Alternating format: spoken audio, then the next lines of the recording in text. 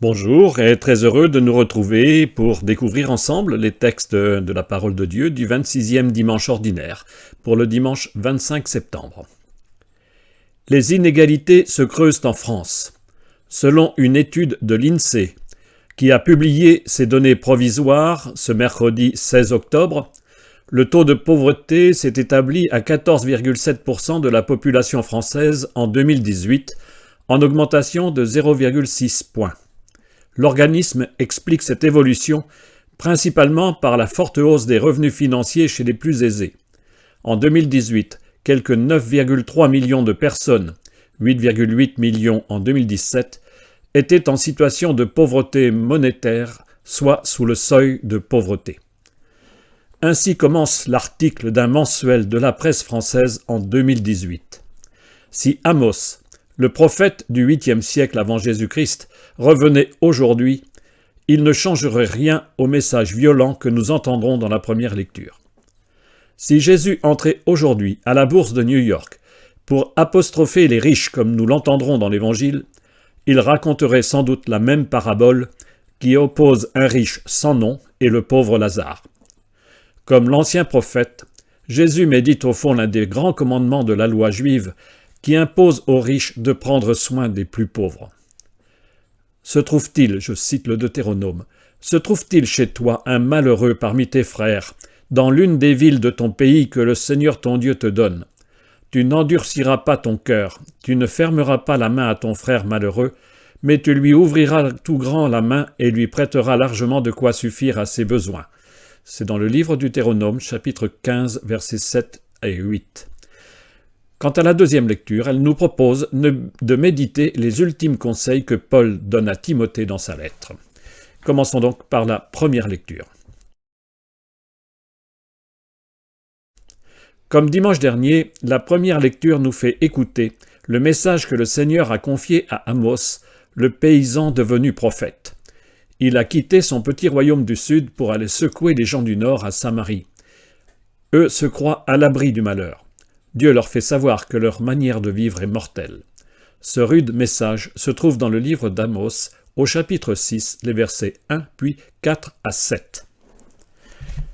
Ainsi parle le Seigneur de l'univers.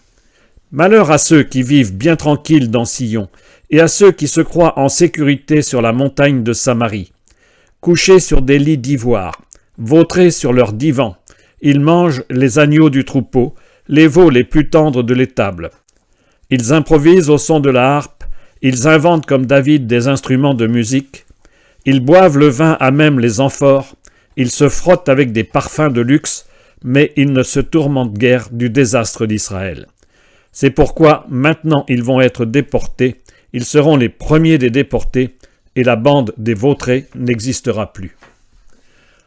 En Israël, les plus riches du peuple vivent dans l'opulence et l'insouciance. Le luxe dans lequel ils se vautrent les étourdit. Ils oublient la loi du Seigneur qui exige la justice. Ils n'ont pas souci des pauvres et ne se rendent pas compte de l'état désastreux du pays. Tout cela ne peut qu'entraîner la catastrophe annoncée par le prophète.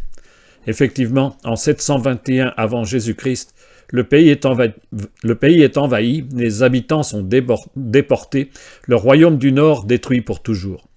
L'injustice des riches et leur insouciance n'est-elle pas aujourd'hui encore la cause de malheur, avec ses conséquences mortelles pour beaucoup?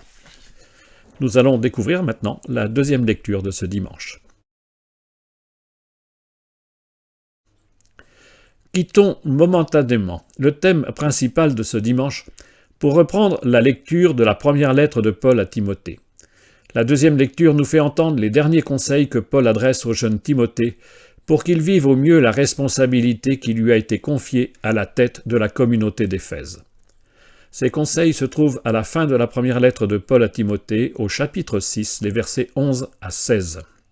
« Toi, homme de Dieu, recherche la justice, la piété, la foi, la charité, la persévérance et la douceur. Mène le bon combat, celui de la foi. Empare-toi de la vie éternelle. C'est à elle que tu as été appelé, c'est pour elle que tu as prononcé la belle profession de foi devant de nombreux témoins. Et maintenant, en présence de Dieu qui donne vie à tous les êtres, et en présence du Christ Jésus, qui a témoigné devant Ponce Pilate par une belle affirmation, « Voici ce que je t'ordonne. Garde le commandement du Seigneur, en demeurant sans tache, irréprochable jusqu'à la manifestation de notre Seigneur Jésus-Christ.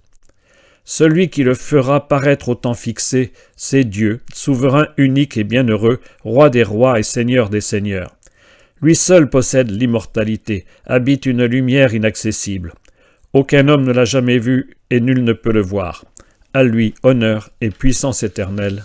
Amen. » Les conseils de Paul s'adressent à Timothée, mais ils sont bien sûr aussi pour tout baptisé jusqu'à nous aujourd'hui. Le défi pour les baptisés comme pour Timothée, c'est de vivre sur terre la beauté promise au ciel, conformément à ce que nous serons dans la vie éternelle. Timothée un jour a fait profession de foi, le jour de son baptême sûrement, le jour où lui fut confiée la mission de chef de la communauté par l'imposition des mains peut-être. Tout baptisé est bien tenu de témoigner de la foi, comme le Christ lui-même affirma la vérité devant Pilate. Timothée devra tenir bon jusqu'au bout de sa vie, au jour où il paraîtra dans la lumière. À nous aussi, il est demandé de rechercher la justice, la piété, la foi, la charité, la persévérance et la douceur. Nous allons découvrir maintenant l'évangile de ce dimanche.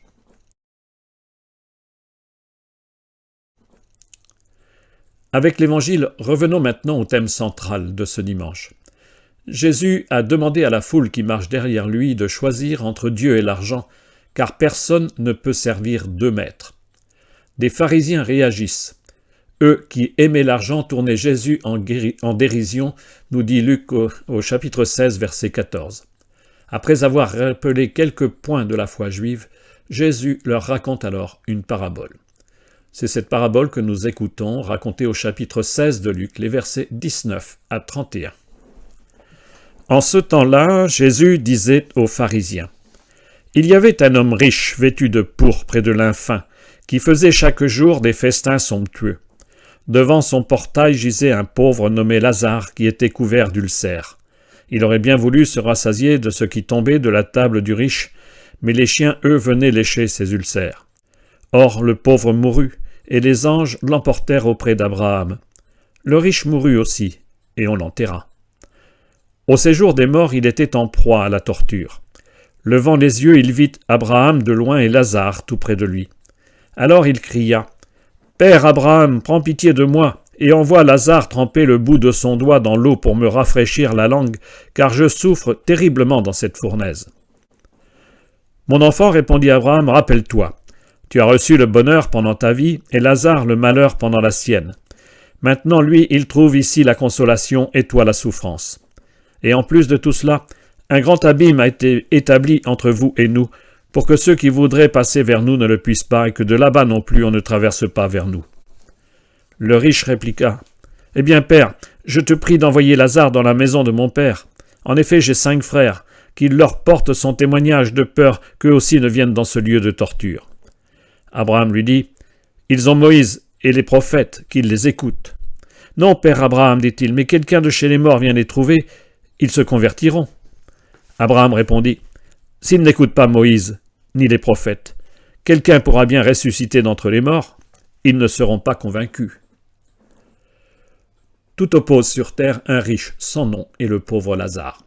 Le premier vit dans l'opulence comme les riches que dénonçait le prophète Amos.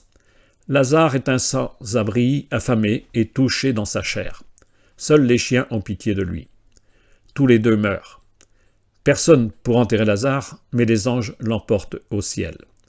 Le riche est enterré. Alors, tout s'inverse. Lazare est auprès d'Abraham et le riche reste à distance et connaît à son tour la souffrance. La parabole illustre ainsi les béatitudes de Luc. « Heureux vous les pauvres, car le royaume de Dieu est à vous. Heureux vous qui avez faim maintenant, car vous serez rassasiés. » Luc 6, versets 20-21, auxquels s'oppose leur antithèse. « Mais quel malheur pour vous les riches, car vous avez votre consolation. Quel malheur pour vous qui êtes repus maintenant, car vous aurez faim. » Toujours au chapitre 6 de Luc, versets 24 et 25. Un grand abîme sépare Lazare et l'homme riche qui connaît maintenant la souffrance. Mais l'abîme n'existait-il pas sur terre avant de séparer ces deux hommes dans l'au-delà? Le riche était insensible aux souffrances de Lazare. En vérité, il ne le voyait même pas. C'est bien le drame de la pauvreté. Le plus souvent, elle est invisible. Maintenant, enfin, il voit Lazare.